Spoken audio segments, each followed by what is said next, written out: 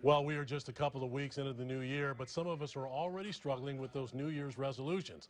Joining us in the newsroom for First at 4 is the weight loss coach, Charles DAngelo, to help us get back on track. Charles, how are you? I'm very good. Thanks for having me, Art. Now, why do people around this time struggle to keep up with those New Year's resolutions? Well, I think one thing is they come at it with a very much a black and white attitude. That is, either they're going to go full force, play all out, or not do it all.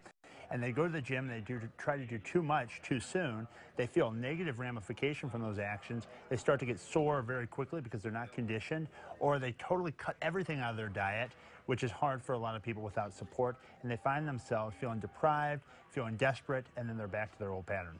Okay, so if they're watching and they recognize that description you just gave, how do you try? I think you need to start with a more consistent, appropriate approach. What I say in my book is to take it one step at a time by going to the gym, join first off, of course, start walking on the treadmill just 25, 30 minutes on a slight incline, maybe a 1 or 2 degree elevation at about a walking pace of 3.2, 3.5 miles per hour, just to get your heart rate up and to get a sweat going, and do that consistently. Make it a part of your day. Make it as basic as hygiene. So it's something you do. It's a scheduled appointment every day. And most importantly, get your diet in check. If you do the exercise, but you're not doing what you're supposed to outside of the gym, you're not going to see the results that really caused you to make the resolution in the first place. So if people want to get started on a diet and exercise plan, what are some of the other things they should think about before they get it started? I think they need to have a definite plan. What I say to people is remove all spontaneity from their life. So when they set up what they're going to eat, make it consistent. So every day there's not a lot of thought involved. I say, here's what to do, exactly what to do, when to do, how to do it, so the person knows ahead of time what they're going to do day in and day out, because we can't predict what's going to come at us day to day. So rather than make your diet dependent on your circumstances, make your circumstances revolve around what you need to do with your foods. So make sure you're waking up and having breakfast.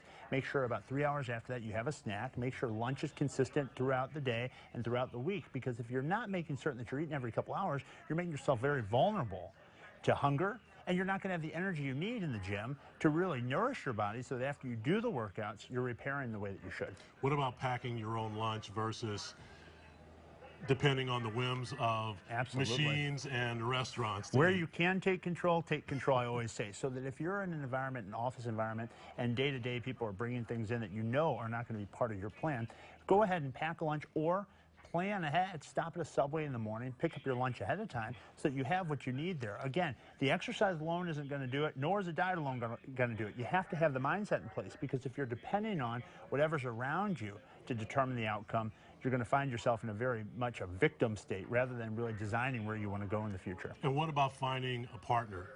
If you have someone that's very helpful and very positive, it can be very, very good. If you have someone, though, that doesn't have a lot of faith in themselves, and they can come up with justification for not going to the gym because it's too cold, or it's too early, or this, that, and the other thing, it can actually pull you down. So you have to really have a strong, strong drive in yourself and really have your mind in check so that you know that regardless of what's going on around you, regardless of what other people think, you're going to succeed because it's important to you. Okay, so if you've already bailed on the resolution, it's not too late to get back on track. Okay, there you go. Charles, thank you very much for joining us. My pleasure. Thanks for having me.